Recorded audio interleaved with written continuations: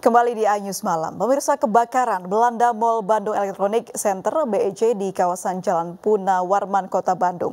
Diduga api berasal dari konsleting listrik yang terjadi di lantai bawah gedung.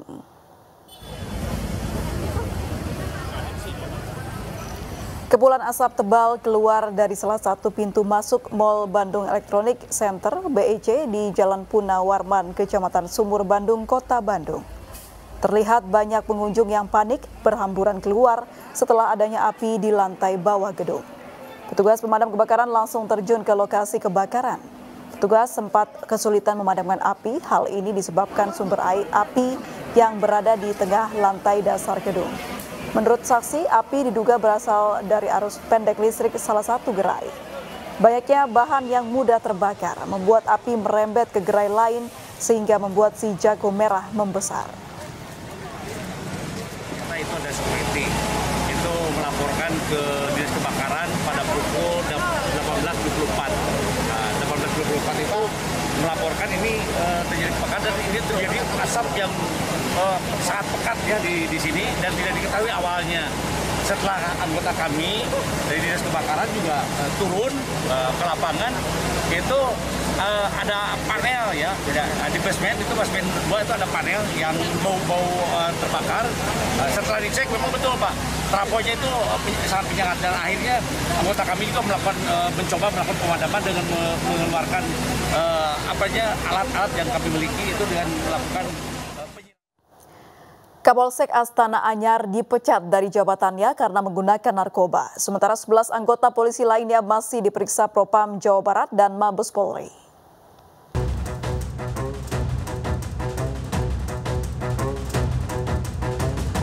Inilah sosok Kompol Yuni Purwanti yang ditangkap Propam Polda Jabar dan Mabes Polri karena diduga terlibat dalam penggunaan narkoba. Kompol Yuni sebelumnya pernah menjabat sebagai Kasat Reserse Narkoba di Polres Kota Bogor. Yuni yang kini menjabat sebagai Kapolsek Astana Anyar ditangkap bersama 11 anggota polisi lainnya. Atas kejadian ini, Yuni dipecat dari jabatannya sebagai Kapolsek Astana Anyar. Kepada yang bersangkutan tentunya, kemarin sudah dilakukan pencopotan dari jabatannya sebagai Kapolsek. Selanjutnya bersama-sama dengan anggota yang lain yang terlibat, kita terus melakukan pendalaman dan pemeriksaan. Kalau memang hal itu benar dan bukti-bukti menunjukkan bahwa ada keterlibatan dalam penyalahgunaan narkoba, tentunya kita akan melakukan tindakan tegas. Kasus ini berbanding terbalik dengan kiprah Kompol Yuni Purwanti di kepolisian. Polwan ini pernah menjabat Subdit 2 Direktorat Reserse Narkoba Polda Jabar, kemudian menjabat sebagai Kasat Reserse Narkoba di Polres Kota Bogor. Karirnya terus menanjak dengan dipercaya menjabat sebagai Kapolsek Bojong Lakidul, Sukasari, dan yang terakhir adalah Kapolsek Astana Anyar. Setelah adanya belasan anggota kepolisian yang tertangkap karena menggunakan narkoba, jajaran kepolisian dari Seksi Propam Polrestabes Bandung melakukan inspeksi mendadak sekaligus tes urin kepada puluhan anggota kepolisian di Mapolsek Bandung Wetan. Sementara pasca penangkapan Kapolsek Astana Anyar, Kompol Yuni Purwanti Dewi, suasana kantor polisi sektor Astana Anyar menjadi sepi. Tidak ada aktivitas seperti biasa, bahkan gerbang masuk polsek ditutup.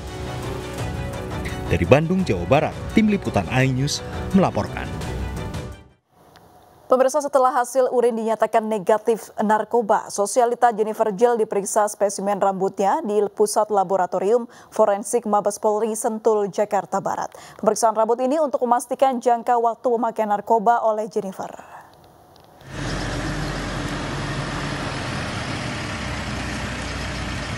Jennifer Jill dibawa petugas Satuan Narkoba Polres Jakarta Barat ke Laboratorium Mabes Polri di Sentul, Bogor, Jawa Barat. Jennifer akan dites spesimen rambutnya setelah dari hasil pemeriksaan tes urinnya negatif narkoba. Pemeriksaan spesimen rambut ini berlangsung selama 30 menit. Tujuannya untuk memastikan jangka waktu pemakaian narkoba oleh sosialita ini. Hasilnya baru akan keluar sepekan mendatang. Kalau berapa lamanya tidak tergambar, tapi dia menggunakan apanya akan lebih bisa digambarkan.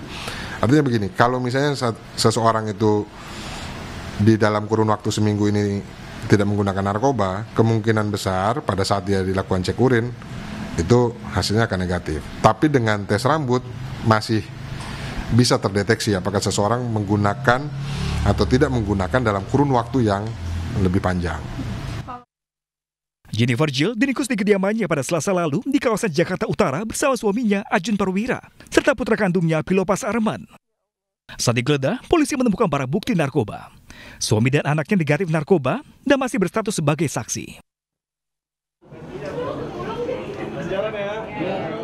Sementara Jennifer telah ditetapkan sebagai tersangka penyalahgunaan narkoba jenis sabu.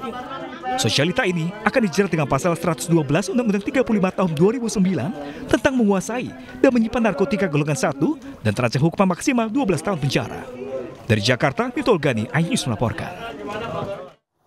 Pasangan suami istri yang menjadi target polisi akhirnya ditangkap. Pasangan itu telah menjadi bandar sabu di wilayah Kolaka.